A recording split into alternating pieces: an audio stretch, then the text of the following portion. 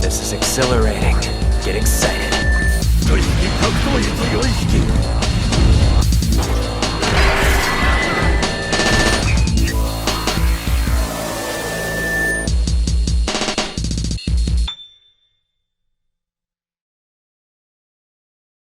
Well, this was recommended to us on our on a stream, and honestly, I was thinking to myself, like Godzilla, King Kong versus Godzilla, like who would be interested in?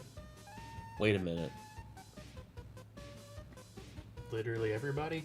Yeah, well, yeah, but specifically, Brothers. yes, the brothers. Y'all waxing lyrical about Godzilla -1, and again, it's amazing. There's no getting around it. Godzilla -1 is it's probably my favorite modern Godzilla movie. And oh yeah. And in terms of I loved Shin Godzilla, but I still think -1 is a better film. Right. Overall, I still think it's so great. Honestly, I actually watched Shin Godzilla the other day. Oh, really? For the first time, because Micah, it came out in theaters, like a limited release around here. And yeah. I went with some friends, and it was only in there for like a week. That was us. With them? That was us. We all went.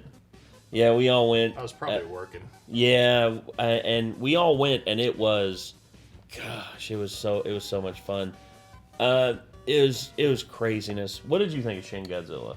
It was a lot to take in.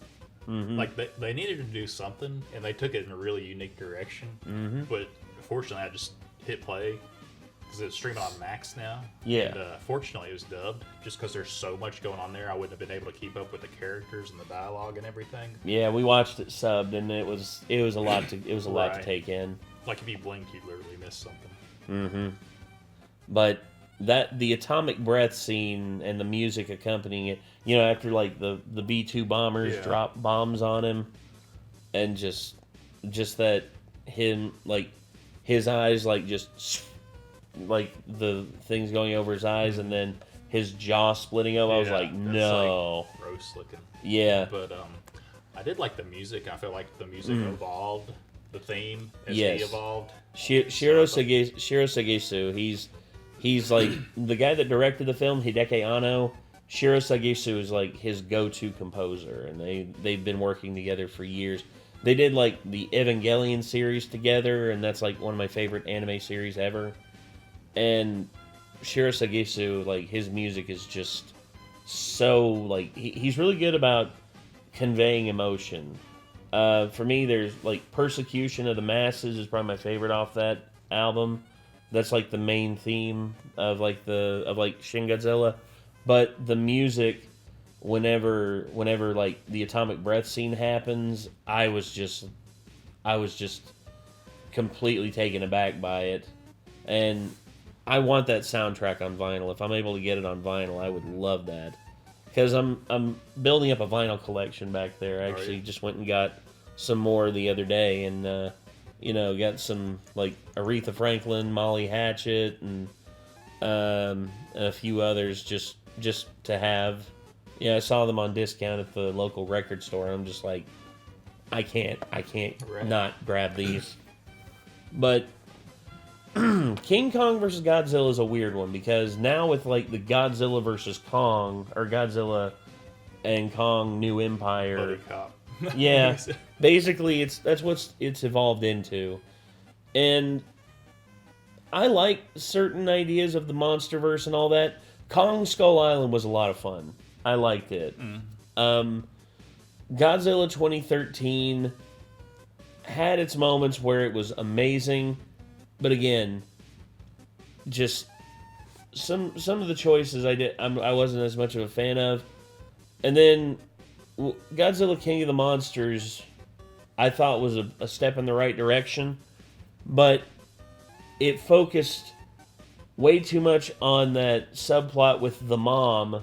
Right. Where I was like, why is she doing this? She doesn't need to be doing this dumb thing that's going to result in her making her quote-unquote heroic sacrifice to make up for what she did.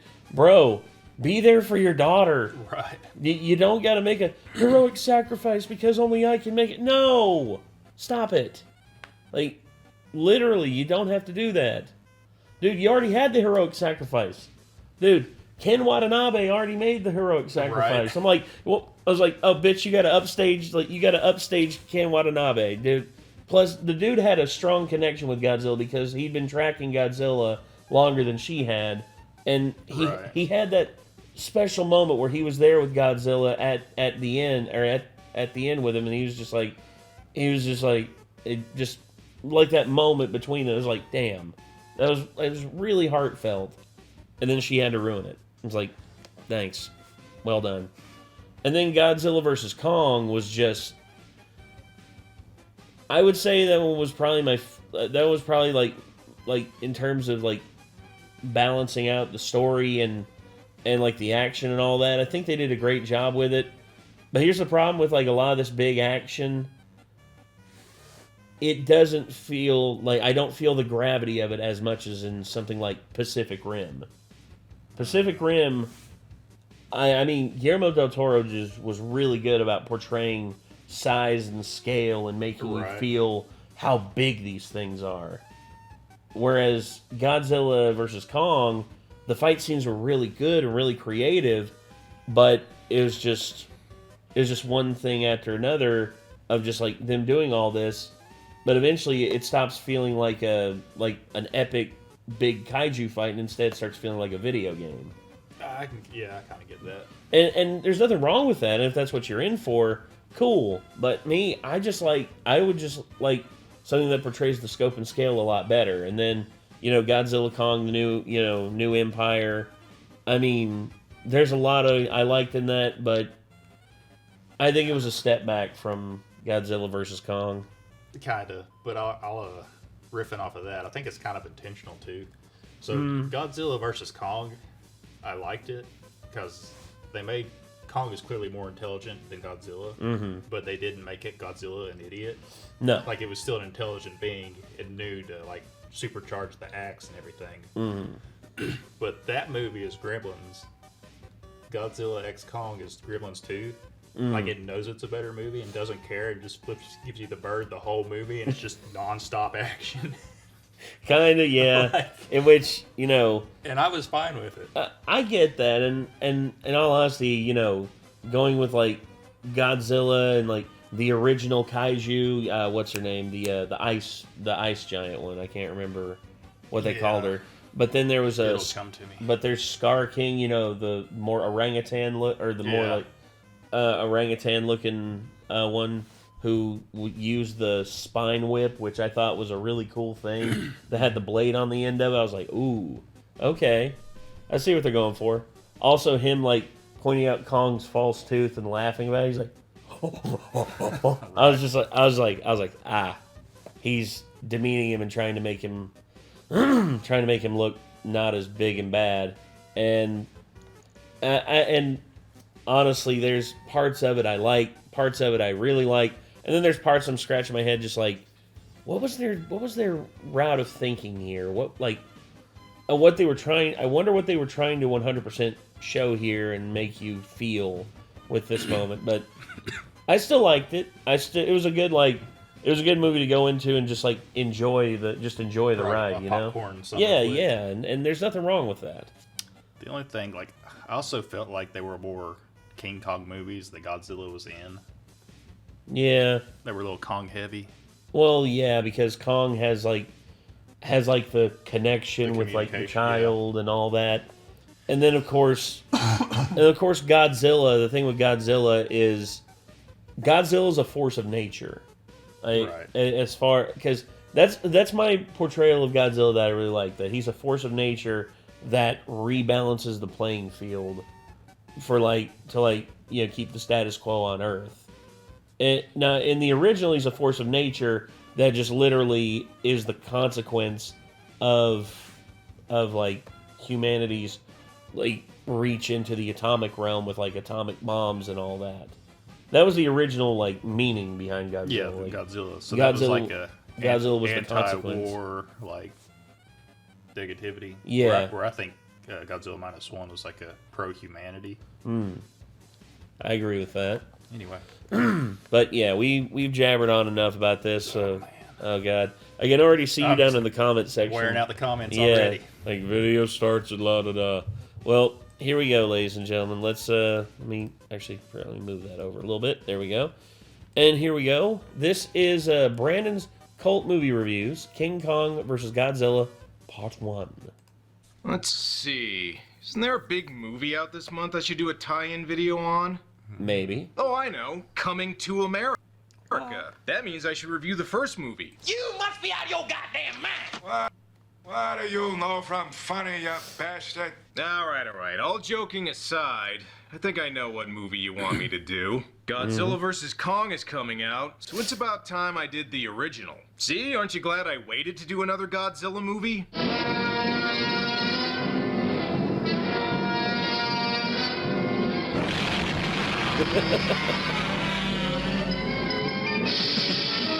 The octopus. So assuming it doesn't get delayed again, later this month, Godzilla vs. Kong will finally be released in theaters. And also streaming, since a lot of movie theaters still aren't open yet. So it only makes sense that I take a look back at the first time the two of them met, all the way back in 1962. But before... Oh, really? Yeah. Dang. Before I do that, it's important to ask, how did Godzilla and Kong fight in the first place? I mean, it's not like today where movie crossovers are fairly common. Okay, this one was good, this one was terrible. This one was surprisingly really good. Really? Yeah. I didn't know how they were going to go about it, but good lord, it was really good. I've seen a couple clips of it, but I haven't seen the whole thing. Oh, it's great. I didn't want to look too much into it either. No, trust me. Trust me. If you give it a shot, it is worth it. And we're talking about characters owned by different movie studios from two different countries. So how the hell did this movie even get made? Well, for the answer to that, we're gonna have to go back to the man responsible for originally bringing King Kong to life, Willis O'Brien, who did the stop-motion animation in the original 1933 film.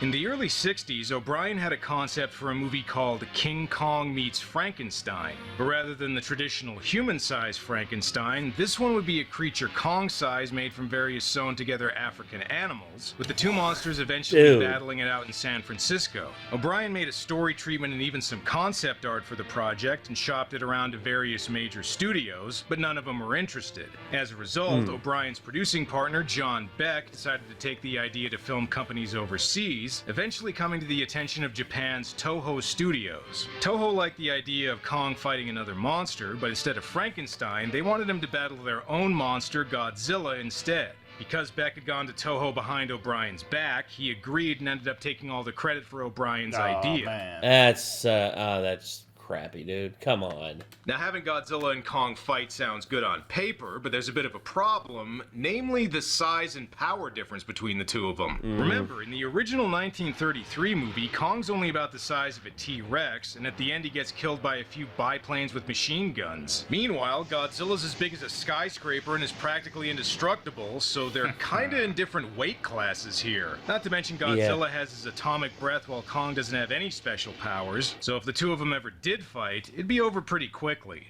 Well, not to worry, because this ain't your daddy's King Kong. It's a kaiju-ified version that's able to go toe-to-toe with Godzilla. So in 1962, Godzilla and Kong finally met in what posters called the most colossal conflict the screen has ever known. So now that you know the backstory, it's about time I got to the actual movie, and fingers crossed I won't have to use... Oh, no doubt. Use too many of these throughout the review. King Kong vs. Godzilla, produced by a company that I really hope doesn't block this video. Now, thank God they were able to get permission to use King Kong. Konga vs. Godzilla just doesn't have the same ring to it. So anyway, how does a meeting of two of the most iconic monsters in cinema history begin? There are more things in heaven and earth, Horatio, than are dreamt of in your philosophy. Yeah, bet you didn't think King Kong vs. Godzilla would start with a Shakespeare quote, did you? Oh, also much like the original Godzilla film, the American release was re-edited and featured several new scenes that weren't in the Japanese version. But while the scenes added to the American release of the first Godzilla tried to fit in with the original movie, the ones added here... well, just take a look. This is United Nations reporter Eric Carter. Because Americans don't like foreign films, I'm here to pad out the runtime so the movie can have less Asian people. Not only do these American scenes not add much, but they don't make a whole lot of sense either. We take you live to Santiago de Chile and our UN reporter, Rodrigo Infanta. Hello, Santiago. Yeah, I don't think that's Santiago. I'm pretty sure that's outer space. Another weird thing about the American scenes, the footage of the satellite was actually taken from an earlier Toho sci-fi movie called The Mysterians. So we have footage from a Japanese movie that were used in American scenes that were then put into another Japanese movie. That's stupid. What? Why would you do that? It's like stock footage-ception. I shouldn't complain, though. Very the much Mysterian so. stuff is the best part of the American footage. I have a message from the President of Chile, conveying his heartfelt thanks to the United Nations and the Red Cross for their swift and most excellent assistance. Wow, these American scenes really spice up the movie, don't they? Oh, don't believe me? Oh, He's yeah. going to a map now. The Japan Current, sometimes called Kuroshido, divides here. The northern branch skirts Asia and merges with the cold Oyashia Current. Yeah, all the excitement of a high school science video. Jeez, is he still going? These red berries produce a non-habit-forming narcotic effect. Hey, so I can get high and not have to worry about stealing from my mom to get my fix? Nice. And habit forming or not, the government still made possession of these things a felony, so better hide your stash there, pal. Okay, so the gist is the berries are called Soma and can only be found on one remote island, and a pharmaceutical company headed by Mr. Taco, yes, that really is this character's name, wants to send an expedition there so we can start making some sweet, sweet berry drugs. There's just one problem, though. Supposedly there's a giant monster on the island, too. Does a giant creature exist here? Since you ask my opinion, my answer is yes. A giant monster? He must be putting us on. Didn't Godzilla attack Japan twice already? How does this guy not believe giant monsters exist? I don't know. That doesn't make sense. Yeah. This works out perfectly, though, since Taco thinks a monster would provide great publicity for his company. Have you seen our latest TV ratings? Who out there is watching our show? Nobody. Because it's dull and boring and without imagination. Well, that's what you get for making a TV spin-off of Things. Taco looks like he's wearing those fake nose and mustache glasses, except that's actually his face. Anyway, Taco sends two of his employees, Sakurai and Furu, to the island to find the monster. Just what is this island, anyway? There was a small island called Faroe Island. Faroe Island? Alright, I guess Toho wasn't able to get permission to use Skull Island. I don't know why Taco thinks he needs a monster to increase ratings. Japan's full of wacky inventors. This is wire. Stronger than steel. Stop! I'm convinced! I'm convinced! Okay, Vegeta, you can reveal your secret identity as Japanese Spider-Man later. Right now we have more American filler scenes to get to. This is Commander Roberts reporting from UN submarine Seahawk. Hello, Seahawk. This is Tokyo. Our tracking stations in Japan are following you closely. It's a good thing they included that scene saying they were watching the sub. Otherwise, they could have just cut to the submarine and I would have had no idea whether or not it was being watched closely. Hey, some scenes from the Japanese version of the movie with Americans. And things seem to actually be happening here. Doctor, what do you make of that? It looks like the Cherenkov light. Cherenkov light? What can that be? It's the first big plot development of the movie, that's what. Jeez, if this guy's mustache was any bigger, this movie would have another kaiju in it. Up underwater periscope. Great, not only have they crashed into a radioactive iceberg, but I think the submarine just pissed itself. And Godzilla does not appreciate that. What do you make of that, Al?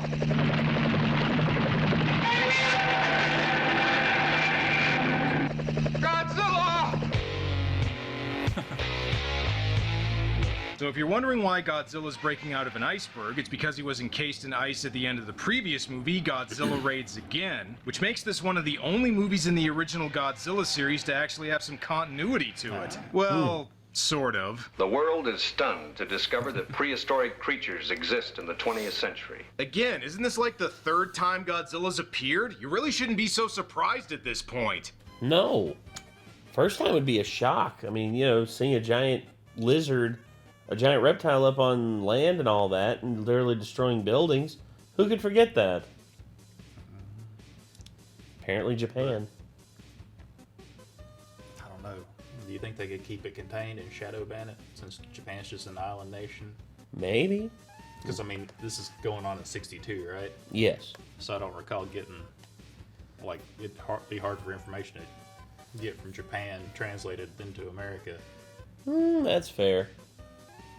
Well, even though Godzilla's back, Dr. Serizawa can take care of him. He even fixed his eye. Oh, wait, actually, I think this is supposed to be a different guy. We must not panic. The armed forces will defend Japan at all costs. Yeah, and they're gonna fail. Haven't you seen a Godzilla movie before? If we do not destroy Godzilla soon, the monster will destroy us all. But again, don't panic. Oh man, not even 15 minutes in and already Godzilla's fucking up Japan. This really shows the difference in pacing between the Japanese version and the American scenes. Case in point, just look at this. Yutaka Omura from Tokyo, reporting that the situation is grim. Thanks for the update. Before I move on, I just want to say that the Godzilla suit used here is one of my favorites. Supposedly Toho designed Godzilla to look less scary than the previous movies, but I really like the more alligator-style look used here. To me, it really embodies this era of Godzilla films. Regarding the American footage, I think at one point they just start watching the Japanese version of the movie. I'm sick of Godzilla. Yeah, there's something I never hear in the comments section of my videos. Faroe Island. Whoa, you mean Taco's men are already at Faroe Island? Man, this movie moves way quicker than the American footage. If this were Peter Jackson's King Kong, the opening credits wouldn't even be done yet. Good lord, he's right about that. I like that movie, but there are points where it just drags on and on. Early 60s, Japan was at the forefront of camcorder technology. So just like in the original King Kong, they quickly encounter the natives who are wearing, something? Bunch of Asian dudes wearing semi-black face paint. Let's just say island face. Not only that, but I think they're training their women to be future Conan the Barbarians. Listen. Conan the Barbarian? To know we came here as his friends. Listen, fellas, the natives are mainly mad at your guide, not you. I mean, there's a story reason they're painted up. This guy's just doing it. Oh, gosh. This guy looks like Monkey D. Luffy. To be a dick.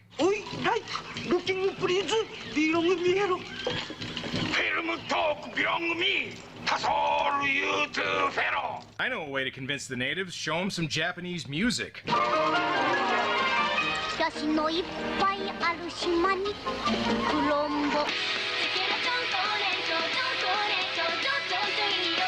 if that doesn't work, just give them some cigarettes. Hell, give the kids some too. What? It's the early 60s. According to doctors, it's good for you. It's okay. They're all smoking. All right, you can bust out the whiskey for the kids later. Right now, they gotta summon Kong. Meanwhile, Sakurai's sister learns that her boyfriend was involved in a plane crash. 118 passengers die on board. 27 survive. Maybe he could be one of the survivors. Why don't you go to Hokkaido? Do not go to Hokkaido. Well, it's a little late for that. Yeah, kinda too late. A little bit. Oh boy, time for more American filler scenes telling us shit we already know. After examining photographs of Godzilla taken by the ICS, I tend to classify him as a prehistoric species of dinosaur, possibly a cross between the gigantic Tyrannosaurus rex and the Stegosaurus. Hey, how are we gonna fill time here? I don't know, borrow one of my kids' dinosaur books. Maybe we could do something with that. Dr. Johnson, you stated Godzilla would definitely come to Japan. What makes you believe this? The fact that he's Godzilla, that's what. Yeah, Dr. exactly. Johnson has consented to stand by at UN headquarters and keep himself available for comment and consultation. In other words, expect more filler. Oh, good, we're back to the Japanese version of the movie. Maybe we'll get a little more substance here. My corns hurt. Ah, you and your corn. But you see, my corns always hurt when they're near a monster. Or maybe we'll just have some talk about corns. So as you may have guessed, instead of the darker feel of the first two Godzilla movies, the filmmakers opted for a lighter, more comedic tone here. Although it would still be a few movies before they got to the Godzilla victory dance. It's only a lizard. Throw it down. Alright, these scenes might be silly, but after the workplace training video vibe of the American scenes, I'm not complaining. Besides, I know one thing that can liven up this movie.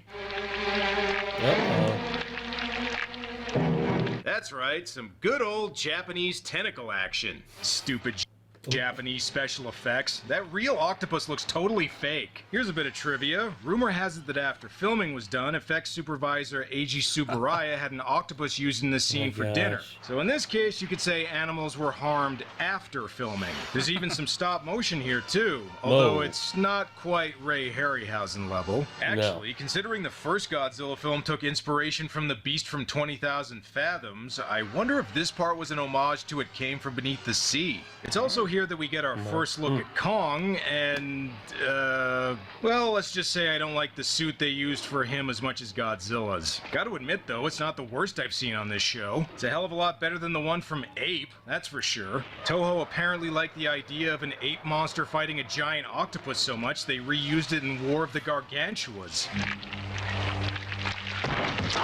Yeah, that's right. Go back to where you came from, you cephalopunk. And what better way for Kong to celebrate his victory than by getting sloshed on berry juice? Yeah, time for this Kong to get... Oh, yeah, he getting tore up from the floor up, ain't he? Yep. He's like, all right, I know the drill. Time to get drunk. Donkey Crunk. I'm not joking. Oh my Kong gosh. gets so hammered he just passes out. No, might as well leave him here.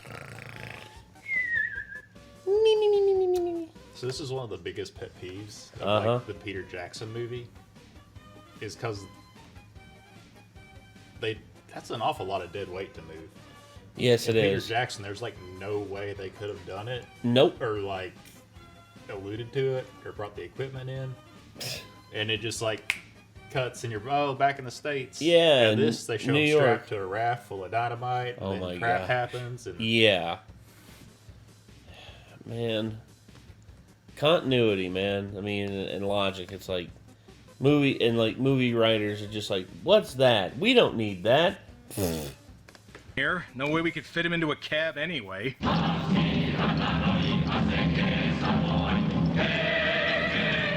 Ugh, did you keep it down? I'm trying to sleep off this hangover. Let's go home. We're going home. No, we're going home. With Kong. With Kong? Hell yeah, you're going home with Kong. Otherwise, we wouldn't have a movie. And we'd have to depend more on these American filler scenes. Godzilla has a brain about this size. I don't believe you. What, are you calling Godzilla stupid? I mean, yeah, sure, he was in Godzilla's Revenge, but come on, everybody makes mistakes. While Kong Good Lord. is a thinking animal. His brain is considerably larger. Oh, sure, but if he keeps getting drunk on berry juice, he's not going to have much brain power left. God, they're still going? Being Yeah. amphibian, Godzilla... Yeah, it's non-habit forming, you think? that's what they said. Maybe it's not habit forming in the American version. Maybe, yeah. Maybe it'll mess you up is in the probably Japanese lurking version. in the ocean. I mean, I guarantee it was like sake or like soju or something like that. Like soju sake. In depths off Japan. How does that sound in Tokyo? Not very good. So were the scenes in the Japanese version these replaced just paint drying? Okay, back to the Japanese footage. Sakurai and Furu decide to haul Kong's drunk ass back to Tokyo, and Tako decides to make a visit to see Kong for himself. He even wore his best short shorts for the occasion. Ah, there! King Kong! Stop! Don't. That's dynamite. Press that lever and pow goes Kong. Kong Pao? Okay, apparently this expedition was co-sponsored by the Acme Corporation. Before they're able to drop Kong off in Tokyo, they're stopped by the Japanese Navy. Turns out Japan doesn't want another giant monster stomping around. I have government Gee, orders. I wonder King why. Kong must be taken back to Faroe Island at once. You know, the Japanese government ordering the ship to turn back because they don't want another giant monster within their borders might be the most believable and realistic thing in this movie. I agree. That is extremely believable. Makes sense. Japan has enough monsters to worry about. Mommy, let's go see Godzilla. Hey, piss off, kid. This movie doesn't need it, Kenny. Go bother Gamera. Meanwhile, Godzilla's begun to attack Japan, and stock footage from all over the world is gathered to try and stop him. Just where is he now? Godzilla's last position was reported by helicopter. Whoa, whoa, whoa. Take it easy there, pal. Pointing at maps is the American scene's job. Well, it wouldn't be a Godzilla movie without him menacing a train. Bad news, passengers. Godzilla is blocking the tracks, so you'll have to exit the train. However, you still won't be getting a refund, fuckers. And if you want to get away from him, don't run like you're in a slasher movie, lady. Look, Godzilla doesn't need to run to catch up with you when he's hundreds of feet tall, so hustle it up, will ya? Yeah. Also, yeah. Have to exit the train. However, you still... Yeah, the train... The American scene's job. Well, it wouldn't be a Godzilla movie without him menacing a train. Yeah. And it wouldn't be a Godzilla movie without, you know, the roar, which, you know... However, they don't play the Godzilla theme in this movie. Interesting. Right. Movie lady. Look, Godzilla doesn't need to run to catch up with you when he's hundreds of feet tall, so hustle it up, will ya? Meanwhile, Kong seems to be waking up from his drunken berry stupor and could really use some Gatorade and a hearty breakfast. There's no time to argue. Destroy him. What? King Kong is my responsibility. You dumbbell. Dumbbell? No, that's not right. It's supposed to go like this. You ding-dong! Looks like they've got no choice but to blow Kong up Wile E. Coyote style. Don't do it. No, leave it alone. No. King Kong is mine. No. Ah!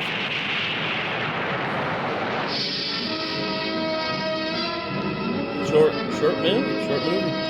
Okay, that's not the end of the movie, but it is a good place to end part 1 of this review, man. so I think I'll take a bit of a break for now. Until next time.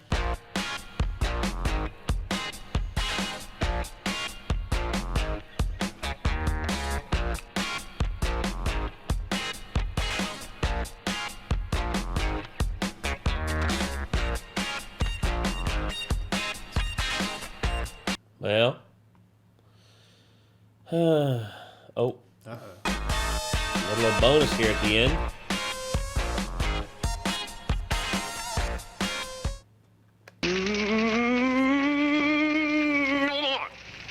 I'm sick of Godzilla. For me, it'd be no more. I am sick of Mariah Carey's All I Want for Christmas Is You. Good Lord. All right. Well, there we go, ladies and gentlemen. That was Brandon 10-Old with Brandon's Cult Movie Reviews, King Kong vs. Godzilla Part 1. I'm going to leave a like on that. And, yeah, I enjoyed that. And there is a Part 2 to this, so maybe we'll be able to get to that sooner rather than later. We'll see how that goes. But, yeah, I mean, Godzilla and Kong, I mean, good Lord.